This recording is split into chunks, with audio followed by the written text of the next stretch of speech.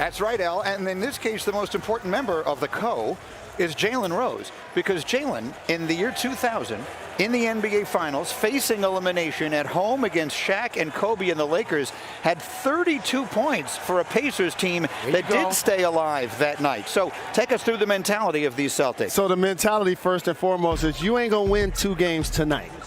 Just focus on winning 1. And the next thing, it's a buzzkill when you lose your final game in front of your home fans. You don't want that if you're Boston. The third thing is the rest of the world thinks you're done. Nobody think you could ever beat Shaq and Kobe. Nobody think y'all gonna beat the Splash Brothers and Draymond Green.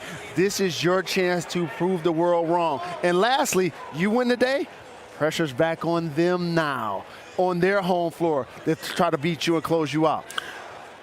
Obviously, there's nothing to disagree with about Jalen is absolutely right. But I would tell you this, and I appreciate you enlightening all of us. Here's the difference between what Jalen described with Indiana and what Boston's going on against Golden State. We saw Boston beat Golden State in Game 1.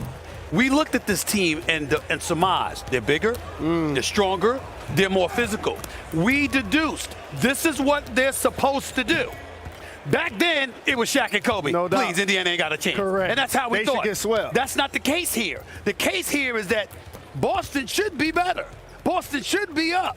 Boston should be in a position where a Game 7 is something that Golden State should have been shooting for instead of Boston. But they didn't handle their business. So there's a different level of pressure, in my estimation, being aimed in the direction of a Jason Tatum, of a Jaylen Brown, and of course, Ime Udoka in his first year because of the adjustments that the opposition and Coach Steve Kerr, both of whom played under Greg Popovich, by the way.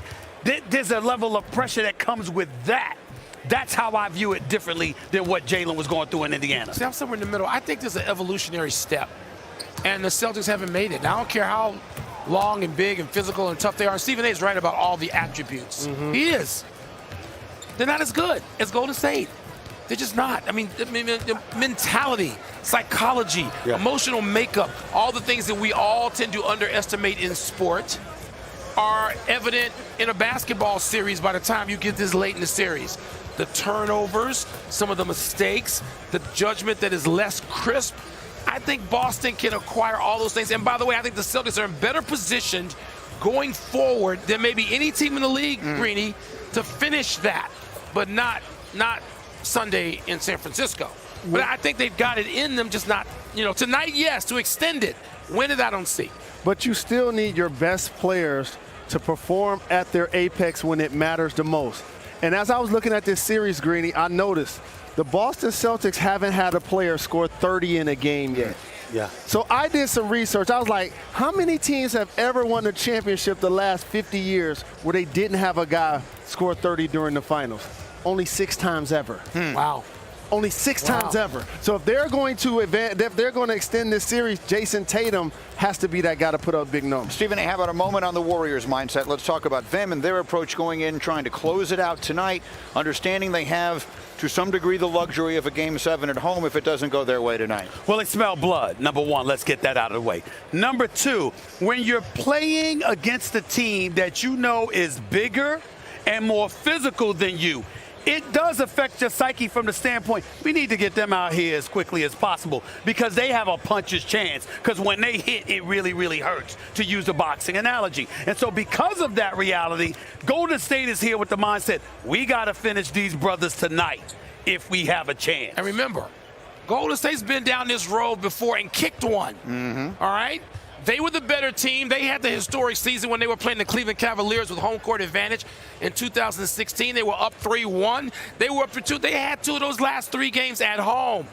They blew Game 7 at home. Steve Kerr gonna let them forget that? No chance. We'll see. We are getting set for NBA Countdown here on ESPN in just a few minutes. Kevin and Elle, back to you.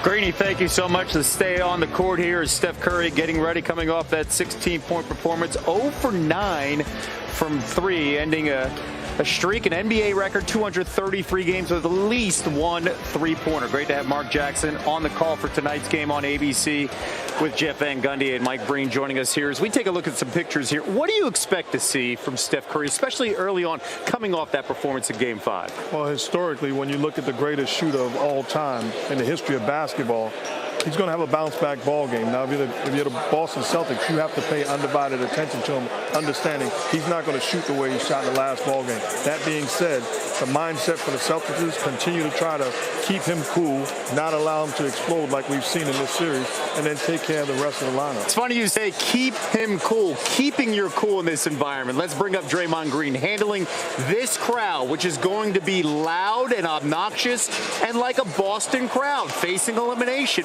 What do you expect to see from Draymond tonight, handling those emotions? I had a chance to talk to him yesterday during our interview process, and one thing he did say is when he first came here, it was a surprise. It was unexpected, the chants, the vulgar, the foul language geared towards him. So it was tough for him, and it was a shock early on. Now he's coming full of aware of the way they feel about him, and he embraces it. He likes being the villain, and he has a job to do out on the floor. These guys are talking about the countdown crew, the pressure. The pressure's on Boston tonight.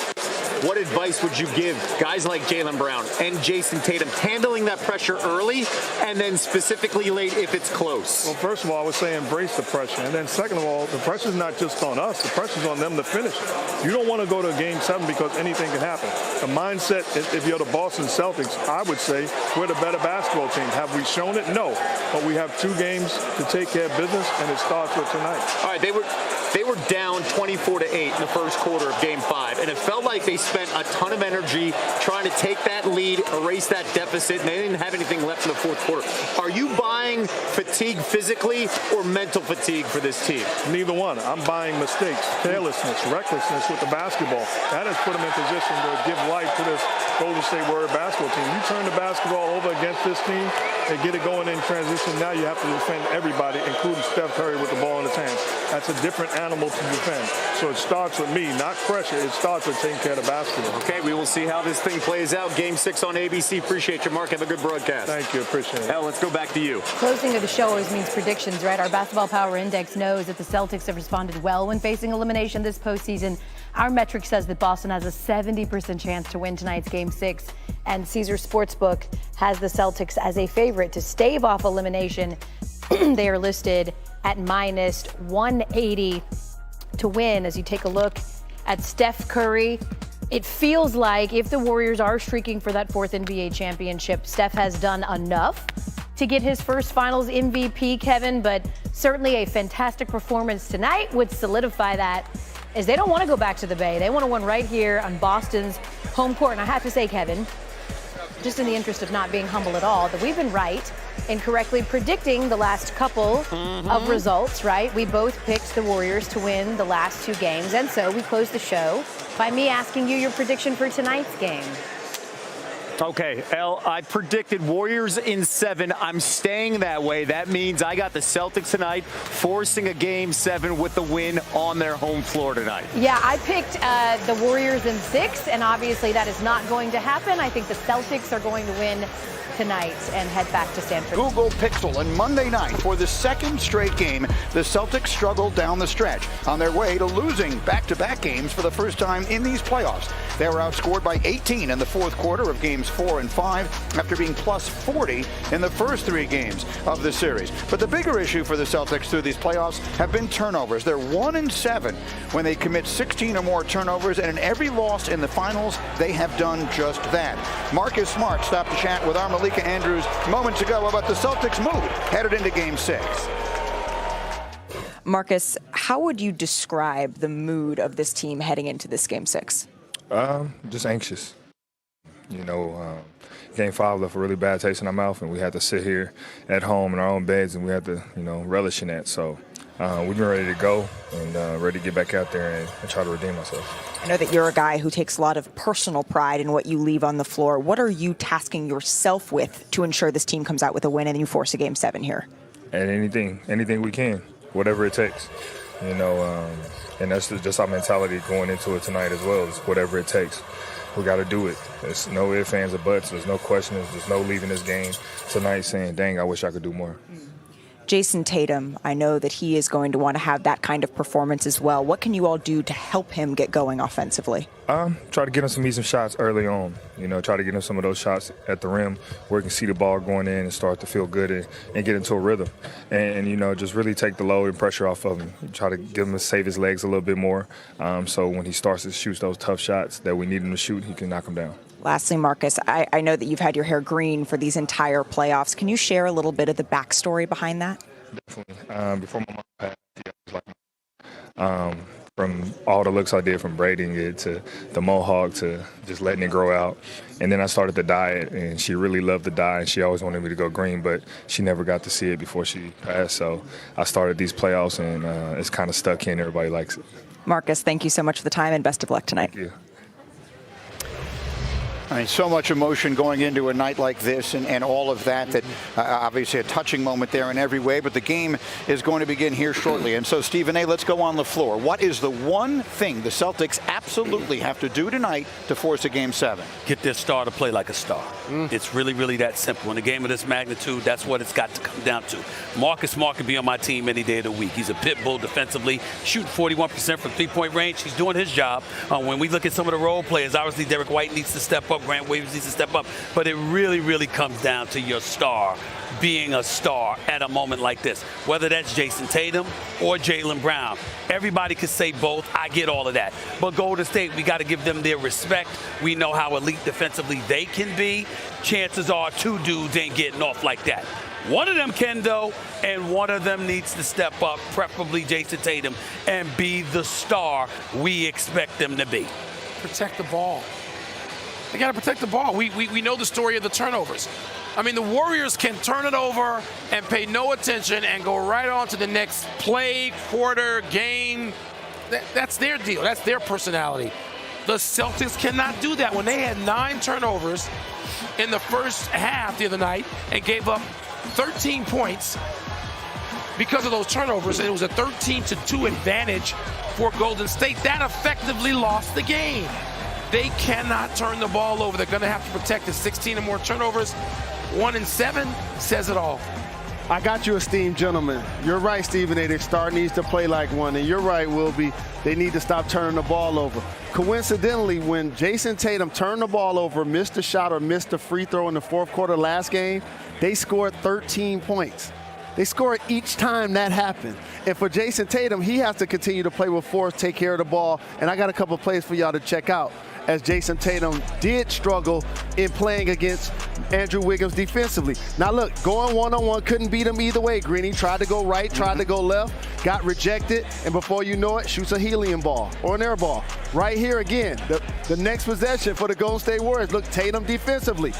All of a sudden, you kick it, and this is that same guy, Wiggins, who had the career game scoring 26. So he's guarding your best player, Stephen A., and he's also getting confident offensively. So you can't have both. Look, Jason Tatum again, driving another bad shot without a pass on the possession. Draymond gets the rebound. Next possession, like Mark Jackson would say, mama, there go that man again. Wiggins getting confidence of stopping Tatum. You can't have your cake and eat it too if you're Jason Tatum, right? If you're going to struggle offensively, you can't allow the guy, Stephen A., that's playing against you to outplay you and outscore you. 1,000% correct. And the one thing I think we also have to, all three of us have to take into, all 4 of us got to take into account is this. Thinking back to all the times that the Golden State Warriors have been in the finals, it's gone at least 6 games every single time.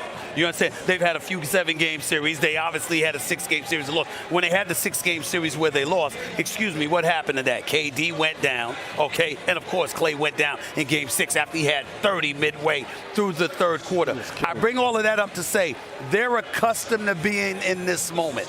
That's why I bring up the star, playing like a star. You got to know who you're going up against, understand what's required of you in order to get the job done, and knowing that you're the guy that has to do it because you're the leader of the franchise. Somebody's got to do that for the Boston Celtics to win tonight's game. And if they're going to do it, they're going to have to beat one of the great players in NBA history along the way. Steph Curry's getting ready tonight again in search of his 4th ever NBA championship, and he's doing what he does. But look at this, guys. Jalen. He got hops. Who knew he could do that? Steph Curry. Would he be the Finals MVP if they win it right now? He certainly figures to be the leading candidate. Day-Day. Oh, and Draymond Green, the fans are ready for him, and he's ready for them. We're counting it down to Game 6 of the NBA Finals. The trophy is in the building on ESPN.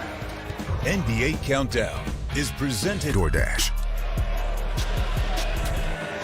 They are on the brink, the Golden State Warriors and Klay Thompson looking to win their 4th championship in the last 8 years. It is Game 6, and if you know basketball, you know Game 6 Klay has been a thing. We'll see what it is tonight. In the meantime, one member of this group said leading into Game 5 that Andrew Wiggins might be a player who would have a particularly big night. That one member of our crew was me. And it has not only been a great series and a great season for Andrew Wiggins, but Woj, it might be a very interesting offseason as well. What can you tell us? Yeah, absolutely, Greeny. Andrew Wiggins has a year left on his contract, $33 million next season before he could potentially become a free agent. But I'm told both Andrew Wiggins and his representatives and Bob Myers, the president of the Warriors, they plan to talk about a contract extension this summer, see if they can hammer that out. They could extend off of that year another 4 years, 3 years, but certainly there's a motivation this summer to see if they can keep Andrew Wiggins long term. His shorter term goal is to clinch Game 6 tonight, bring a title back to San Francisco. All right, Woj, thank you very much. Looking forward to that and seeing what he can get done. And Wiggins, of course, finished with 26 points and 13 rebounds in Game 5, leading the Warriors in both categories. He also had 20 points in the paint, time for his most in any game this year. He imposed his will in Game 5, but that perception has not always been the case with him, as he discussed with Malika.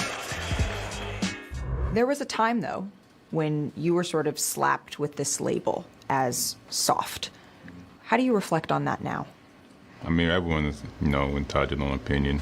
I feel like once, someone puts it out there, it's kind of, perception's kind of reality, type thing. But I never really gave it no life. I feel like the people around me, I feel like real hoopers, they all know it wasn't nothing soft about me.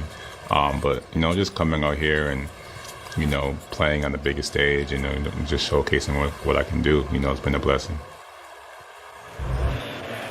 Stephen A., your thoughts? Quick comment. I wanted to say that I haven't always been high on Andrew Wiggins, but I'm high now. And a player will remain nameless who refused to get vaccinated. Andrew Wiggins was one of those players that were very reluctant to do so at the beginning of the season. But he understood who he was playing for, that there were championship aspirations, and said, excuse me, I got to be there for my team, and did what he needed to do. And look where they are. By the way, isn't he one great performance away from being involved in the MVP of the finals discussion? He's already he ain't ahead of it, but he's involved. He's involved. We're not doing that. Steph Curry winning MVP. Yes, Everybody knows the assignment. Everyone was so stunned by that. The case fell down. Case fell. And what this is the champion's case. It is developed by ESPN Marketing and the NBA to celebrate the culmination of the 75th anniversary season in epic fashion. Jalen, this is right up your alley. It's got a bottle of Moet champagne. It's got the custom victory goggles, and it's got a towel. What do you think? I think I'm wearing these and drinking champagne tonight regardless. That's what I believe. That's how we spent lunch. What are you talking about? Here's the thing. He's the one guy that would want the goggles more than the champagne. Exactly. In the meantime, Michael Wilbon, we're talking about Andrew Wiggins, and maybe he could play his way into the MVP conversation. Right. But for tonight, who is the most important player for Golden State whose name is not Steph Curry? Andrew Wiggins. I really think he's played his way into earning that trust from us. The rebounding. Didn't he go a career high 16 and then 13 back-to-back rebounding? That's a case also of probably some really good coaching and probably mentorship in that locker room where people are saying, hey, we really needed this from you. You might not have done this. This might not have been your role. Andrew Wiggins is so different. His impact from when he was the overall #1 and the pressure of playing to that in Minnesota and not realizing that and coming to Golden State in a different environment and just becoming everything you can want from a teammate and more. I'm going to go with Wiggins again. I'll let Jalen be the tiebreaker here. I'm going to tell you Klay Thompson. Because you're thinking basketball 101, which makes perfect sense. I can't disagree with the words you uttered, Wilbon. What I would say to you, however, is what's on my mind is impact. When Klay Thompson gets rolling, it has the ability to galvanize that team in ways only Steph Curry can do and to deflate a visiting crowd, or the opposing crowd in a way that only Steph Curry can. I look at it from that perspective, and I will remind you why Andrew Wiggins has a great feel-good story that's to be applauded and commended. It's Klay Thompson has been out the last 2 years. It's Klay Thompson that torn the ACL and then the Achilles. It's Klay Thompson that has suffered and had to watch. And the Golden State Warriors went to the finals 5 straight years with him. The 2 years he was out, they missed the playoffs. He comes back. They're back in the finals. That's the story. I'm thinking Klay Thompson. I agree with Stephen A. And by the way, Klay has been so historically good in Golden State. There's a fake Klay Thompson that got banned from coming to games. How can he play there his whole career and somebody let somebody that don't even look like him get out on the floor? I got to confess to you, that dude really did look a lot like him. No, he don't. He really did. He don't look like he really did. But here's a Wiggins point that I want to make sure I stress. We're going to talk about him being a primary defender and his versatility playing multiple positions. He played a lot of minutes at small ball for last game. But he had 20 points in the paint. When the Boston Celtics turn the ball over, it ignites a player like him in particular. Because in half court, they ain't looking for him. They're looking for Steph. They're looking for Klay. He can get it off cuts. He can get it off mismatches. But the turnovers are key to get him those 20 paint points. All right, we will find out shortly as we continue to count it down. We're going to move our telecast over to ABC in just a couple of minutes here and get you set for tip-off, which comes just after 9 o'clock Eastern time. Klay Thompson, we know that's been a thing over the years. The Celtics, of course, here playing at home, and they have so much history. That has to be a factor tonight as they try to hang that 18th banner, Michael Wilbon, in this building. And we are headed over to ABC. We will see you